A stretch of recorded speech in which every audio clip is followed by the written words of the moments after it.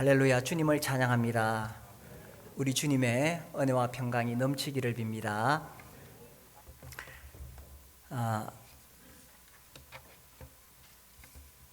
지난주에 그 크리스찬 신문을 보니까 코로나가 확산되는 것이 교회와 어떤 연관이 있느냐, 국민들의 의식을 조사했는데 44%가 이 교회가 코로나 확산에 영향을 주고 있다, 이렇게 이제 사람들이 인식하고 있다는 거죠. 근데 이제 정부에서 발표한 통계 자료를 보면 종교 시설이 11%라고 말합니다. 이것만 봐도 벌써 4배 차이가 나죠. 그런데 그 11%라는 것이 종교 시설, 그러니까 교회뿐만 아니라 성당, 절, 기타 여러 종교 시설을 다 이야기하는 거죠. 그런데 언론이나 또 여론이 아무튼 이 기독교에 대한 그런 반감을 가지고 있기 때문에 이렇게 인식하게 된 것 같아요.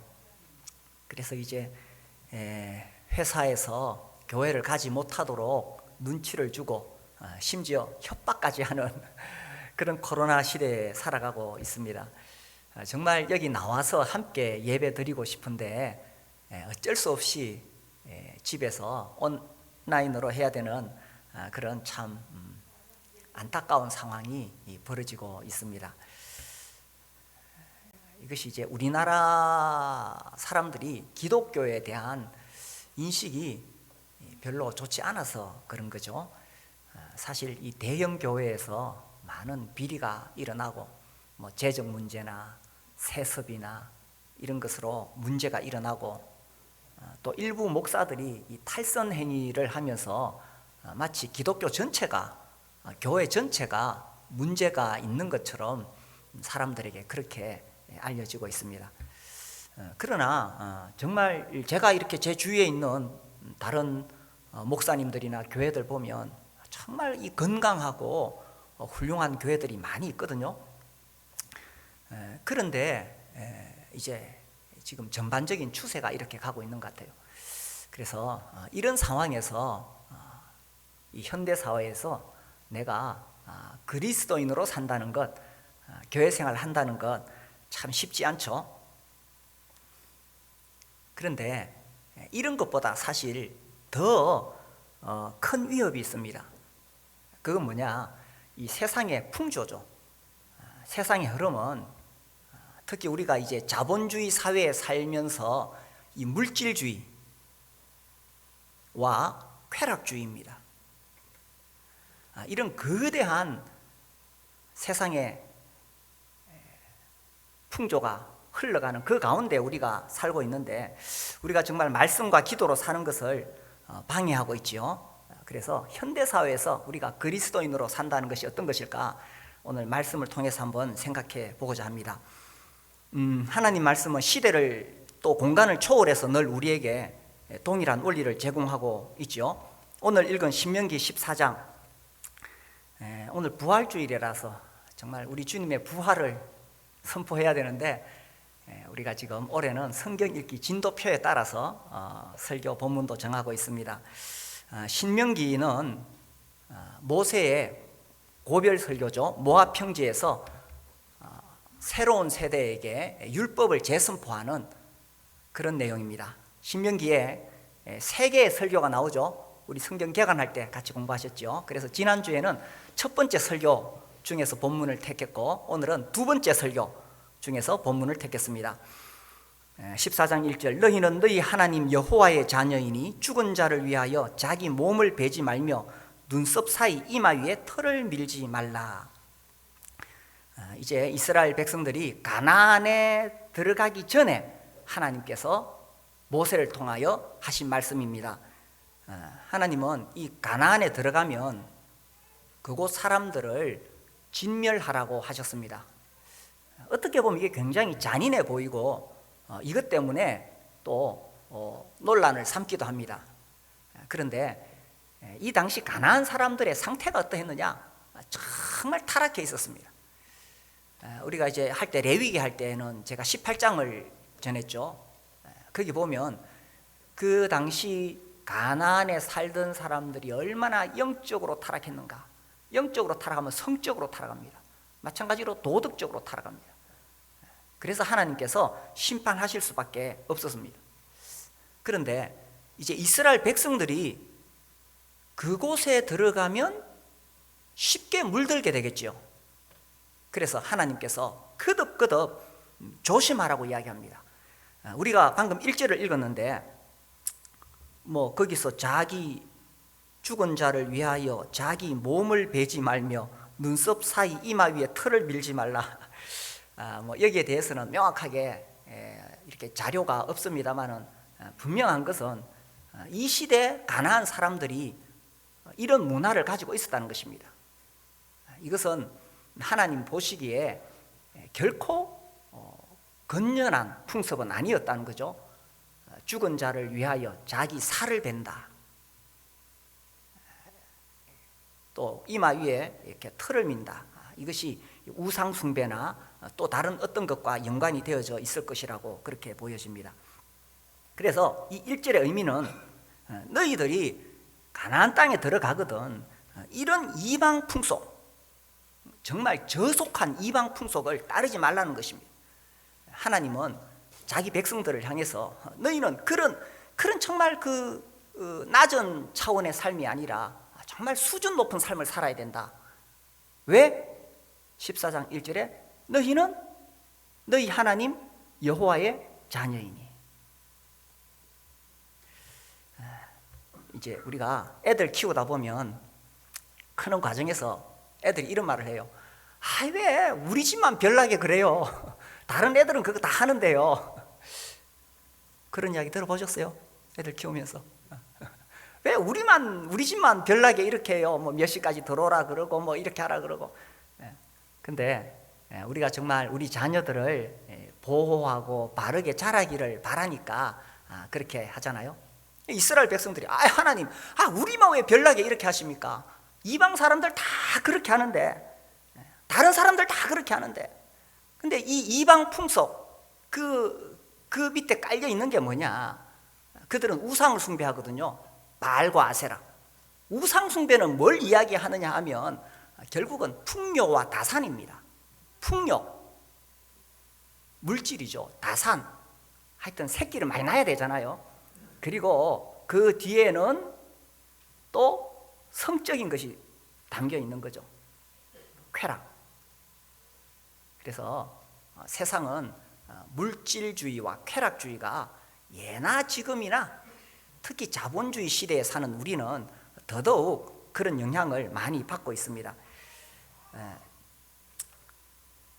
그런데 하나님은 너희들은 그런데 휩쓸리지 마라. 왜요? 14장 1절에 너희는 너희 하나님 여호와의 자녀이니.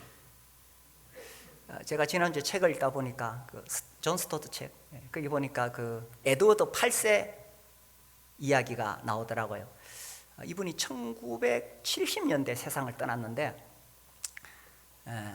자기가 어렸을 때 그 아버지 조지 5세 영국 왕이죠. 그분이 이렇게 이야기했다고 해요. 자기가 뭘 잘못하면은 이 아버지는 이 아들이 정말 바르게 커서 왕이 될 사람이잖아요. 자기의 장자니까. 하는 이야기가 사랑하는 아들아, 네가 누구인지를 항상 기억해야 한다. 네가 누구인지를 항상 기억해야 한다. 그렇죠. 그 사람은 자라서 영국의 왕이 될 사람이니까. 하나님께서 이스라엘 백성들에게도 계속 하시는 이야기가 너희는 너희 하나님 여호와의 자녀이니. 그러니까 그렇게 저속한 이방 풍습 따라가서는 안 된다는 거죠. 2절에 보시면 너는 네 하나님 여호와의 성민이라. 여호와께서 지상 만민 중에서 너를 택하여 자기 기업의 백성으로 삼으셨느니라. 너는 하나님의 거룩한 백성이다. 그리고 하나님은 그들을 자기 자녀로 삼기 위해서 어떻게 하셨습니까? 그 앞에 5장 6절에 보시면 5장 6절 나는 너를 애굽 땅 종되었던 집에서 인도하여 낸 네 하나님 여호와라. 애굽 땅 종되었던 집에서 너희를 인도해낸 여호와다. 너희는 내가 인도해낸, 내가 구원해낸 그런 특별한 사람이다라는 거죠. 출애굽의 목적, 우리 성경 개관 시간에 반복해서 했습니다. 시내산 언약 맺을 때에 19장 6절에서 단순히 그들이 노예 생활하니까 불쌍해서 건져내신 것이 아니라 하나님은 목적을 가지고 있었습니다. 그들을 제사장 나라 거룩한 백성으로 삼기 위해서죠. 그래서 시내산에서 언약을 맺으실 때에 너희는 제사장 나라다, 거룩한 백성이다, 이렇게 선포하신 것입니다. 그래서 여기 방금 신명기 14장 2절처럼 하나님께서 지상 만민 중에서 그 많은 사람들 중에서 특별히 너를 택하여 자기 기업의 백성으로 삼으셨다. 그러니까 너희들은 자부심을 가져야 된다, 그죠? 그래서 바르게 살아야 된다는 겁니다. 왜? 너희는 너희 하나님 여호와의 자녀이니까. 여기 계신 분들은 어떻습니까? 다 하나님의 자녀들이신가요? 정말 내가 구원받은 하나님의 자녀인가 하는 것입니다. 이 자리에 호기심으로 교회 나오신 분도 계시고, 또 누가 자꾸 가자고 권하니까 교회 나오신 분도 계시고요. 또 그냥 교회는 가는 것이니까 어떤 종교적인 습관으로 또 이렇게 나오실 수도 있습니다. 그런 분들에게 제가 정말 권하고 싶은 것은 정말 하나님의 자녀가 되시기를 바랍니다. 이 천국과 지옥이 있다는 사실을 깨닫고 천국에 갈 수 있는 하나님의 자녀가 될 수 있게 되기를 바랍니다. 또 정말 구원받은 하나님의 자녀라면 우리는 명확하게 알고 있죠. 천국과 지옥이 있다는 것을 알고 있습니다. 나를 이 죄와 사탄의 권세에서 건져내시기 위해서 하나님께서 어떤 일을 하셨는가, 예수께서 나를 얼마나 사랑하셔서 그 십자가의 죽으심으로 나를 구원하셨는가, 이것을 알고 있습니다. 하나님은 나를 이렇게 구원하시고 내가 세상과는 다른 길을 가기를 원하신다는 거죠. 세상은 물질주의, 쾌락주의로 흘러가고 있는데 하나님의 자녀는 이 세상과는 다른 길을 가기를 원하신다는 것입니다. 그래서 우리는 정말 천국과 지옥을 알고 있는 하나님의 자녀들은 우리에게는 하나님이 주신 사명이 있고 또 하늘을 향한 소망이 있습니다. 그래서 현대사회에서 그리스도인으로서 산다는 게 뭐냐? 세상과 다른 길을 가는 것입니다. 왜? 너희는 너희 하나님 여호와의 자녀이니. 그래서 하나님께서 자기 백성들을 건지신 후에 어떻게 제사장 나라 거룩한 백성으로 살아갈 수 있도록 하셨느냐. 그래서 하나님께서 율법을 주신 거죠. 율법이라고 하면 이제 신약에서 이 구원과 관련해서 살펴보면 율법을 부정적인 측면으로 바울은 계속 설명하고 있습니다. 왜냐하면 이 율법이 구원과 관련해서는 정죄의 역할을 하거든요. 아무도 율법의 행위로 구원받을 수는 없습니다. 그래서 신약에서는 그렇게 그런 측면에서 설명이 되고 있죠. 그런데 이스라엘 백성들에게 하나님께서 율법을 주실 때는 또 다른 측면이었습니다. 그래서 이걸 우리가 조금 분리해서 볼 필요가 있는데, 왜 하나님께서 이스라엘 백성들에게 율법을 주셨느냐? 그 앞에 신명기 4장을 보시면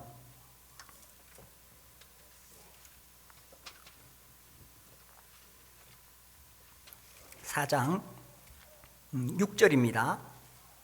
너희는 지켜 행하라. 이것이 여러 민족 앞에서 너희의 지혜요 너희의 지식이라. 그들이 이 모든 규례를 듣고 이르기를 이 큰 나라 사람은 과연 지혜와 지식이 있는 백성이로다 하리라. 우리 하나님 여호와께서 우리가 그에게 기도할 때에마다 우리에게 가까이 하심과 같이 그 신이 가까이 함을 얻은 큰 나라가 어디 있느냐? 오늘 내가 너희에게 선포하는 이 율법과 같이 그 규례와 법도가 공의로운 큰 나라가 어디 있느냐? 하나님이 이 당시에 지금부터 3500년 전에 주신 이 율법은 정말 수준 높은 것이었습니다. 그 당시에 다른 이방 민족들도 뭐 법을 가지고 있었는데 고고학적으로 이렇게 비교해 보면 수준이 엄청난 차이가 납니다.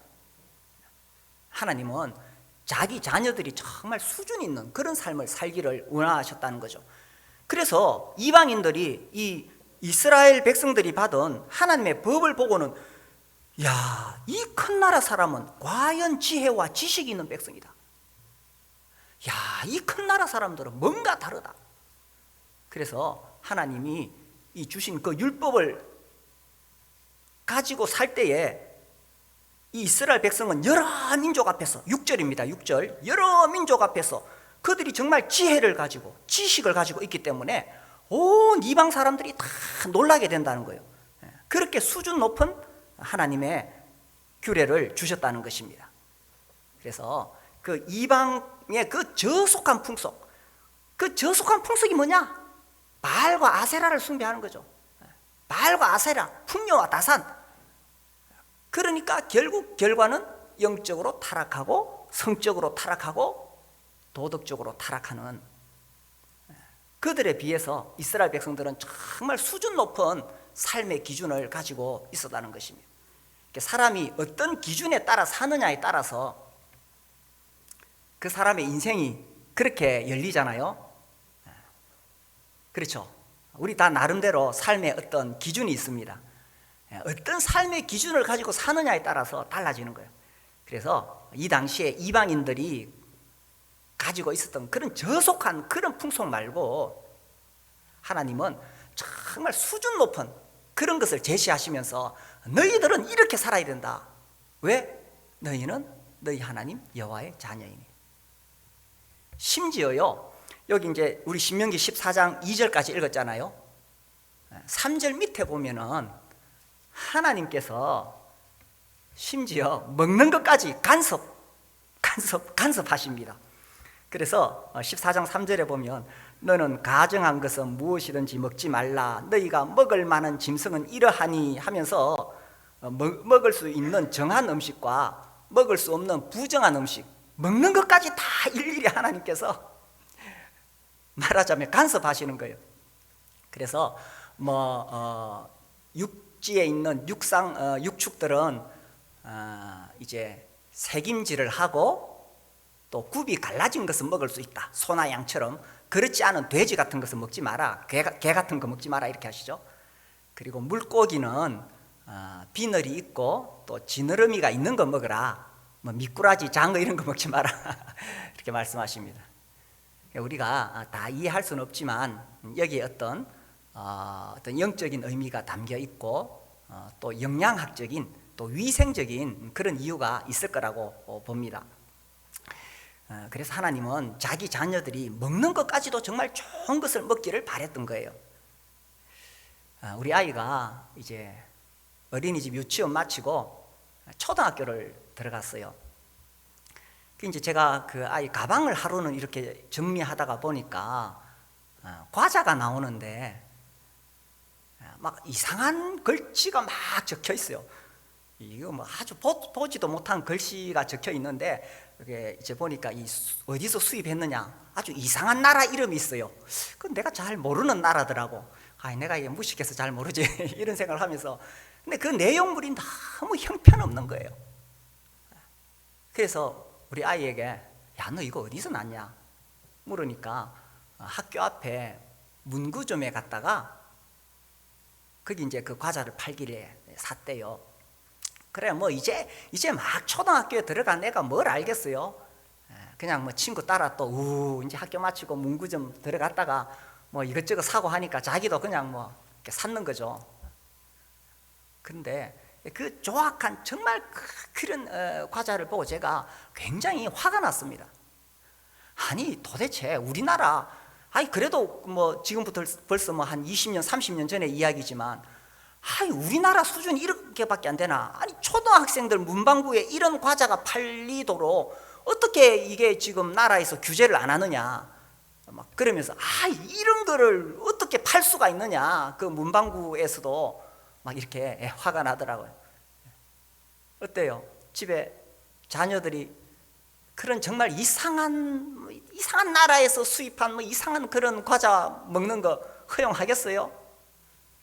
어떻게든지 우리 새끼들은 그죠? 좋은 음식 먹이고 싶잖아요. 하나님 마음도 그런 거예요. 하나님은 여기 14장 3절 이하에 먹는 것까지도 간섭하시고 싶은 거예요. 왜? 너희는 너희 하나님 여호와의 자녀이니. 사실 또 먹는 것은 우리의 일상생활과 매우 직결해 있습니다. 뭐 우리는 거의 새끼를 먹잖아요. 먹는 것은 정말 우리 삶에 가까이 있는데 우리가 정말 이 자녀들에게 뭐 인스턴트 식품 막 몸을 해롭게 하는 거 우리는 살아보니까 그게 쌓이고 쌓이면 독이 된다는 걸 아니까 계속 간섭하잖아요. 그런 거 먹지 말라고. 정말 우리 살아가는데 이 먹는 것이 얼마나 중요합니까? 사실 이 세상에는 불량식품이 너무 많습니다. 우리 몸을 해치는 그런 불량식품뿐만 아니라 이 시대에는 특별히 우리 영혼을 해치는 그런 불량식품이 얼마나 많습니까? 유튜브를 통해서 막 계속 이런 게 나오죠. 예전에는 그리스도인들이 TV를 봐야 되느냐 말아야 되느냐 이런 거 가지고 막 논쟁하고 이랬는데 저는 차라리 TV를 보는 게 나은 것 같아요. 요즘은 워낙 이 악한 세상의 그 흐름이 이 스마트폰을 통해서 계속 나오니까 그래서 그런 것들이 정말 하나님께서 우리에게 주시는 귀한 양식 하나님의 말씀을 읽는데 방해를 하고 있잖아요. 우리 교회는 어쨌든 올해는 우리 성도들이 다 최소한 한 번은 성경을 읽어보자 이런 운동을 하고 있습니다. 그런데 불량식품 자꾸 먹으면 진짜 좋은 음식을 그 맛도 없고 그 가치도 모릅니다. 그래서 불량식품 먹으면 정말 점점 이게 처음 당장은 나에게 해가 안 되는 것 같지만 그 독이 쌓이고 쌓이잖아요. 그래서 영혼을 갉아먹는 거죠. 그래서 오늘날 사실 많은 현대 기독교인들이 허약합니다. 왜 허약하냐? 잘 먹으면 건강하죠. 살쪄야 꼭 건강한 겁니까? 저도 건강합니다. 저도 뭐 이렇게 검사해 보니까 얼마 전에도 뭐 100살까지 사시겠습니다 이러더라고요. 제 아내가 좋은 거 잘 해 먹이거든요. 잘 먹어야 되잖아요. 그래서 하나님이 우리에게 하나님 말씀을 주셨는데 불량식품 먹으면은 우리 영혼이 계속 쇠약해지는 거예요. 그러니까 오늘날은 이 사람이 예수 믿는 사람인지 안 믿는 사람인지 이 표시가 안 나는 거예요. 그래서 제가 다른 교회에서도 이렇게 들어보면은 요즘은 구원받았다고 하는데 진짜 구원받은 건지 모르겠다. 그래도 지금부터 20년 전, 30년 전에는 그래도 사람이 구원받으면 뭔가 변화가 일어났어요. 또 교회 전체 분위기가 그러하니까 처음 교회에 들어온 사람이 구원받으면 저렇게 사는가 보다 그러면서 또 따라서 변화가 일어났어요. 그런데 사실 오늘날은 이 선이 매우 모호해졌습니다. 제가 청년 때 자주 들었던 이야기는 그때 이제 청년 시기니까 이제 막 이제 신앙의 그 기초가 다져지고 예수 믿는 사람의 정체성이 막 새겨질 때잖아요. 그때 이상하게 계속 그런 메시지가 반복되어서 나왔는데 분리였어요. 분리. 구원받으면 분리해야 된다. 근데 이제 저는 그걸 이제 좀 잘 이렇게 소화를 못 시켜가지고 단절해야 되는 줄 알았어요. 그러니까 세상과 완전히 딱 단절하는 건 줄 알았는데 살아보니까 또 그런 건 아니더라고요. 우리가 세상과 담 쌓고 살 수는 없잖아요. 그렇지만 하나님의 자녀는, 구원받은 사람은 세상과 분명한 분리의 선은 있다는 것입니다. 왜?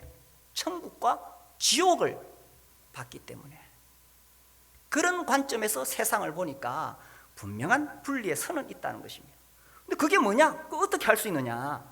그래서 하나님께서 우리에게 말씀을 주신 거예요. 불량식품 먹으면 그 선이 안 보입니다. 말씀을 규칙적으로 계속 먹으면 그 선이 보입니다. 그리고 구원받은 사람에게는 하나님의 성령이 거하시기 때문에 이 성령님이 나에게 어디까지가 선인지를 알려주십니다. 또 구원받으면 나에게 새 생명이 들어오고 내 양심이 살아나기 때문에 양심을 통해서 알게 됩니다. 그래서 구원받은 사람은, 여기 먹지 말라고 하셨잖아요. 하나님이 먹을 것과 먹지 말아야 될 것을 안다는 거죠. 이스라엘 백성들은 실패했습니다. 하나님이 이렇게 강조하고 이렇게 당부하셨지만 실패했습니다. 하나님께서 가나안에 들어가면 너희들 그렇게 된다, 그러니 선을 끄라고 하셨는데, 이 이스라엘 백성들이 가나안 땅에 들어갔을 때 어떻게 했습니까? 사사시대 들어가면서 그 가나안 사람들과 타협하게 되죠. 그 다음에는 그들과 함께 살게 됩니다. 동거. 그 다음에는 동화됩니다. 동화, 그들처럼 동화됩니다. 그러면서 결국은 가나안의 문화가 그들을 지배하게 되죠. 하나님께서 정말 수준 높은 그런 하나님의 말씀, 율법을 주셨는데 그거 다 버리고 가나안의 풍속을 따라 살아가게 되었다는 거죠. 그래서 사사시대 지나면서 결국은 분열왕국시대, 그리고 포로시대, 결국 망해서 포로로 끌려가게 되잖아요.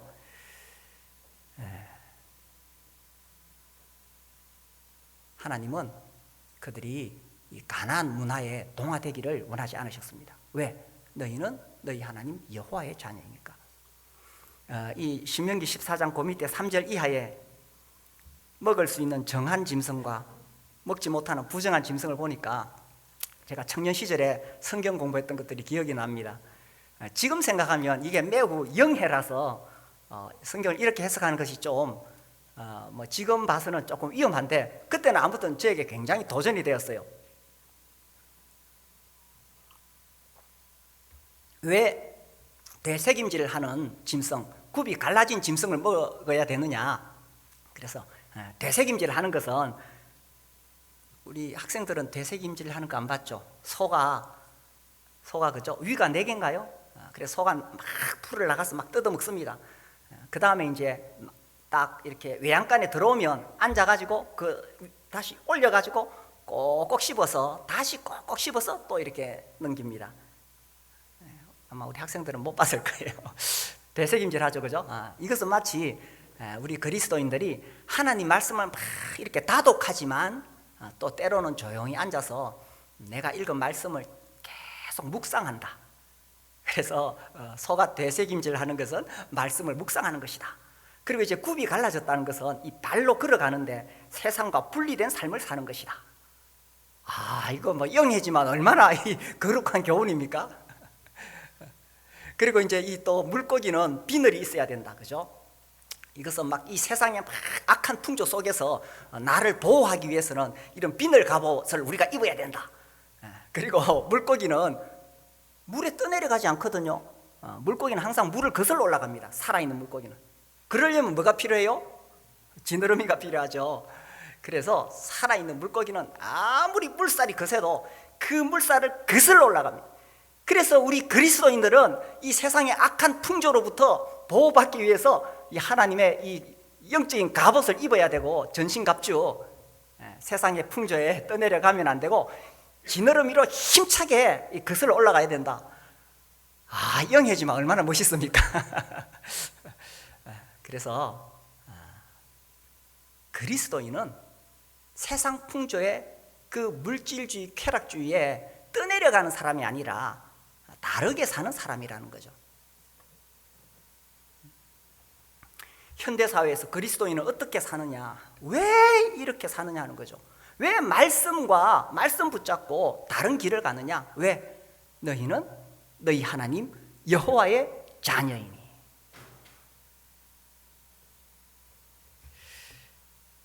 예수님을 잘 믿는다는 게 뭘까?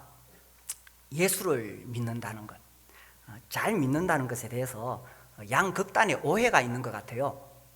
첫 번째는 예수 잘 믿으니까 복을 받는다는 거죠.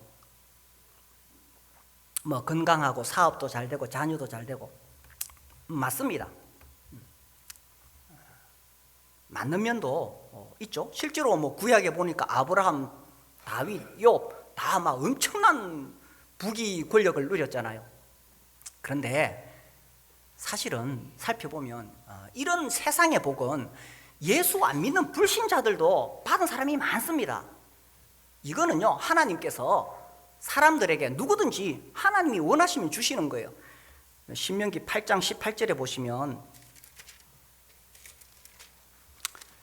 네 하나님 여호와를 기억하라. 그가 네게 재물 얻을 능력을 주셨습니다. 재물 얻을 능력을 주셨는데, 믿는 사람과 안 믿는 사람의 차이가 뭐냐? 불신자는 그렇게 재물을 많이 얻었을 때에 그것이 하나님이 주신 줄 모르는 거예요. 그러나 그리스도인은 알지요. 하나님이 나에게 재물 얻을 능력을 주셔서 내가 이렇게 재물을 얻었구나. 그렇다면 이것을 주님과 교회를 위해서, 복음을 위해서 내가 사용해야 되겠구나. 압니다. 근데 불신자는 모를 뿐이죠. 그런데 예수님을 잘 믿는데도 이런 세상의 복을 받지 못한 사람이 많아요. 자, 바울과 같은 사람, 그죠? 사도 바울처럼 예수님 잘 믿은 사람이 어디 있어요? 그런데 그는 세상의 복은 하나도 못 받았거든. 잃어먹을 때 우리가 딱 정리할 수 있는 것은, 세상의 복은 받을 수도 있고 안 받을 수도 있구나. 그러나 예수 잘 믿은 바울이 받은 정말 놀라운 복이 있습니다. 그게 뭡니까? 하늘 복이죠. 예수 잘 믿으면 분명하게 하늘 복은 엄청 받는다는 것입니다. 그리고 이 하늘 복은 세상에 있는 복과는 비교도 할 수 없고, 그리고 세상에서 절대로 얻을 수 없는 복입니다. 천국과 지옥의 문제, 이것은 구원받은 사람만이 받을 수 있는 복입니다. 그래서 우리 교회에 나오시면서 아직 예수님을 영접하지 못하신 분, 구원받지 못하신 분은 정말 예수님을 영접하셔서 이 하늘 복을 받으실 수 있게 되기를 바랍니다.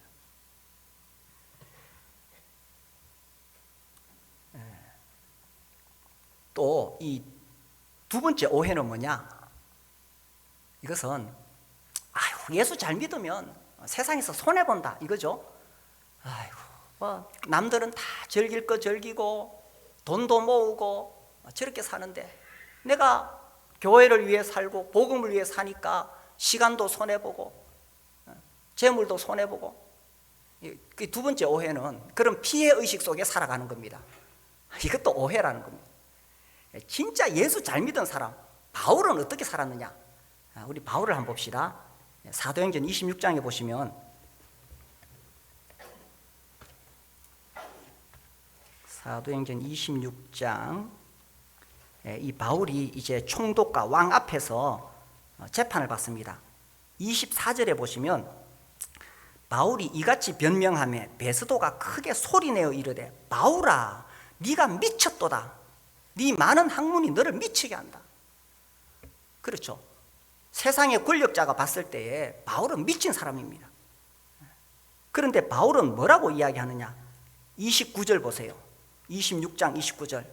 우리 같이 한번 읽어볼까요? 29절 시작. 바울이 이르되, 말이 적으나 많으나 당신뿐만 아니라 오늘 내 말을 듣는 모든 사람도 다 이렇게 결박된 것 외에는 나와 같이 되기를 하나님께 원하나이다. 이 지금 세상 권력자들, 부귀와 영화를 누리는 그 사람들에게 비참한 죄수의 몸으로 가진 것도 없고 가정도 없고 오직 주와 복음을 위해 살았던 바울이 오히려 얼마나 당당하게 큰 소리 치고 있습니까? 그 사람들이 바울 봤을 때는 미친놈이죠. 저 세상에서 성공할 사람이 그거 다 버리고 이렇게 꾀죄죄한 죄수로 붙잡혀 왔으니 바울이 피해의식을 느꼈을까요? 아, 내가 예수 위에 살다가 이 꼬라지가 되었구나.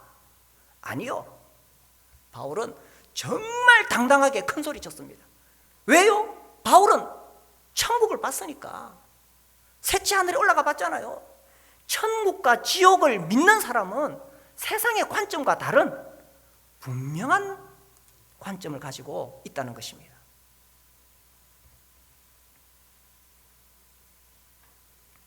그래서 아직 구원받지 못하신 분이 계신다면 정말 구원받을 수 있게 되기를 바랍니다. 그냥 교회 종교적으로 나와서 되는 게 아니에요. 정말 천국과 지옥이 있다는 것을 명확하게 알게 되면 이제 새로운 세상이 보이기 시작하는 겁니다. 그러면요, 이 솔로몬의 말이 이해가 됩니다. 우리 지난주 성경 개관 시간에 전도서 했잖아요. 시가서 전도서 했잖아요. 솔로몬, 헤벨, 모든 것이 헤벨, 이 연기 한 줌의 바람이었다는 거예요. 해 아래 수고하는 모든 것이 한 줌의 바람이었더라. 솔로몬만큼 세상 복 많이 받은 사람이 얼마나 있겠어요? 솔로몬만큼 부귀영화, 쾌락을 누린 사람이 이 세상에 얼마나 있겠어요? 다 해보니까 결론은 헤벨, 한 줌의 연기더라 라는 것입니다. 바울은 이것을 알았던 거죠. 그래서 고린도후서 우리 4장을 봅시다. 고린도후서 4장 17절과 18절 같이 읽겠습니다. 시작.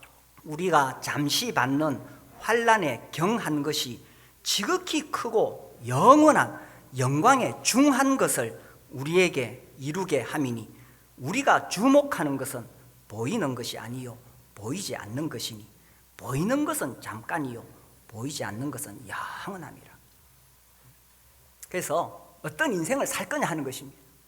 정말 영원한 영광을 위해 살 거냐, 그 영원한 영광을 위해 살다가 주님을 만나는 것이 최고의 영광 아니겠어요? 제가 이 찬송이 생각났어요. 영광일세 영광일세 내가 누릴 영광일세 은혜로 주 얼굴 배옵나니 지극한 영광 내 영광일세. 나를 구원하신, 날 위해 십자가에 죽으신 예수 그리스도의 얼굴을 배옵나 그 최고의 영광을 바라보면서 살아가는 이 길이 가장 영광스러운 길이 아니냐 하고 바울이 외치는 것입니다. 그래서 하나님 믿었지만 솔로몬처럼 그렇게 살 것이냐, 아니면 세상 복은 하나도 받지 못한 그러나 너무나 당당했던 바울처럼 살 것이냐 하는 것이 우리 앞에 놓여져 있다는 것입니다. 이런 이야기를 들었어요. 전도를 하려면 그래도 세상적으로 좀 잘 돼야 안 되냐. 그래서 뭐 가족이나 친척한테 예수 믿으라고 말하려고 하니까 자기가 집안이 쫄딱 망하면 아이고 예수 믿더니만 뭐 별 볼 일 없네. 그러니까 뭐 좀 잘 돼야 뭐 전도할 수 있지 않느냐 하는 거죠. 뭐 일면 맞는 말도 있습니다. 그런데 만약에 그렇게 전도하면 예수 믿으니까 저렇게 복 받는구나, 그러면 그걸 위해서 예수를 믿는 거예요. 그런데 세상 복은 받기도 하고 안 받기도 한다 그랬잖아요. 자기가 원하던 대로 안 되면 다시 믿음 버리게 된다는 것입니다. 그러면 우리는 전도할 때 뭘 근거로 전도하느냐? 정말 천국과 지옥이 있다는 거죠.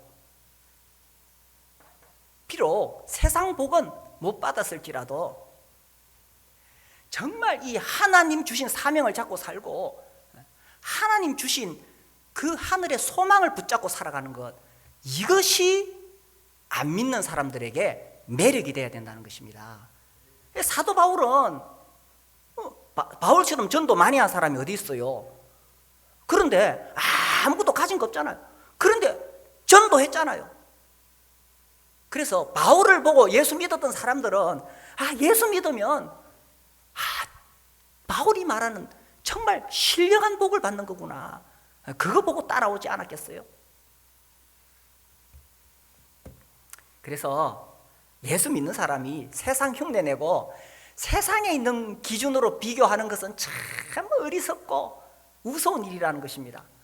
왜 우리 거지 왕자 어렸을 때 그런 소설 봤죠? 예를 들어서 이 거지가 왕자로 입양이 되었어요. 왕자가 되니까 왕궁에 온갖 좋은 거 많이 있네. 그 중에서 아주 좋은 깡통 하나 들고 나가가지고 황금 깡통 들고 나가가지고 이제 집 앞에서 국을 하는 거예요. 옛날에 내가 거지였을 때는 깨진 사기 그릇에 국을 했지만 이제 내가 왕자인데 그런 거 가지고 국을 할 수 없다 그러면서 황금 깡통 갖다 놓고 국을 하는 거예요. 그래야 되겠어요? 왕자라면 황금 식탁에 앉아서 식사를 해야 되지 않겠어요? 그래서 그리스도인은 세상의 것으로 비교하지 않고 정말 하늘에 하나님이 나에게 주신 사명과 하늘의 소망을 가지고 살아가는 것, 이것이 매력이라는 것입니다. 우리가 현대사회에서 그리스도인으로 산다는 것, 참 많은 유혹과 수많은 갈등과 또 죄의 공격이 있습니다. 그렇지만 우리는 말씀을 붙잡고 세상이 가는 길이 아닌 그 길을, 다른 길을 갑니다. 왜? 너희는 너희 하나님 여호와의 자녀이니. 그래서 이런 자부심을 가지고 승리하면서 사실 수 있게 되기를 바랍니다.